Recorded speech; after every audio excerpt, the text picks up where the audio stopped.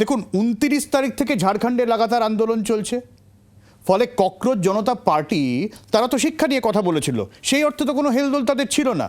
কিন্তু এই যে মেন স্ট্রিম মিডিয়াকে গালাগাল দেওয়া হয়, কিন্তু এই মেন স্ট্রিম মিডিয়া লাগাতার প্রশ্ন করে গেছে কবে যাবেন, কেন ঝাড়খণ্ড নিয়ে প্রশ্ন তুলছেন না।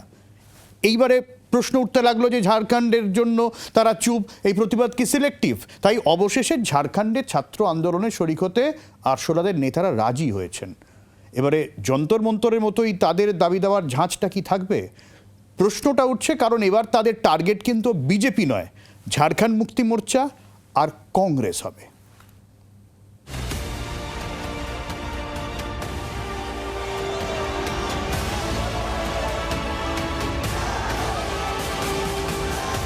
জুলাইয়ের শেষ দিক থেকে রাঁচি স্টেডিয়ামে অনশন চলছে, শয়ে শয়ে ছাত্র রাস্তায় বসে আছেন। জেপিএসসি ও জেএসএসসি দুর্নীতির বিরুদ্ধে এই প্রতিবাদ তুঙ্গে। কিন্তু প্রথম কদিন ককরোচ জনতা পার্টি নেতৃত্বের মুখে কোনো কথাই ছিল না। দিল্লির যন্তর মন্তরে সফল আন্দোলনের পর ঝাড়খণ্ডের মতো আঞ্চলিক লড়াইকে তারা এড়িয়ে গিয়েছিল। মিডিয়ার লাগাতার প্রশ্ন শুরু হয়, চাপের মুখে পড়ে অবশেষে সুর বদলায় তারা। বুধবার ককরোচ জনতা পার্টির অভিজিৎ ডিপকে জানান তারা ঝাড়খণ্ড যাবেন। Definitely we will go to Jharkhand and we stand with the students who are protesting there and we support their every demand.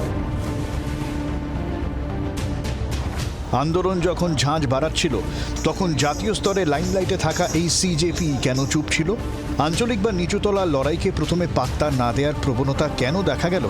সমালোচকদের মতে মিডিয়ার কড়া প্রশ্নের মুখে পড়েই পায়ের তলার মাটি টিকিয়ে রাখতে এই সফর ঘোষণা করা হয়েছে। একেই কি তবে রাজনৈতিক সুবিধাবাদ বলে? অভিজিৎ দীপকেদের অবশ্য দাবি ছিল তারা টায়ার্ড ছিলেন, অসুস্থ ছিলেন, তাই যেতে হবে দেরি।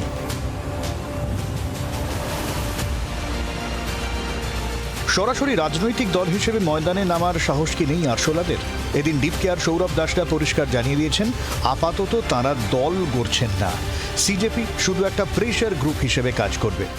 इस टाइम पे हम लोग कोई पॉलिटिकल पार्टी नहीं बनाना चाहते, इसको एक पब्लिक प्रेशर ग्रुप के तरह चलाना चाहते, युवाओं के पास जाना चाहते हैं एंड इसलिए हम लोग ये कैंपेन भी कर रहे हैं। কিন্তু গ্রাউন্ড রিয়েলিটির আগুনে হাত না পুড়িয়ে পরিস্থিতি বুঝে আসরে নামার এই কৌশল কতটা সৎ? সুযোগ বুঝে ইস্যু ক্যাশ করার এই প্রবণতা নিয়ে প্রশ্ন উঠছে।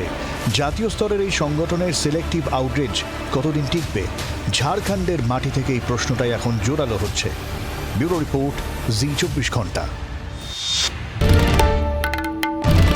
বাংলার আওয়াজ, বাঙালির আবেগ, জি 24 ঘন্টা।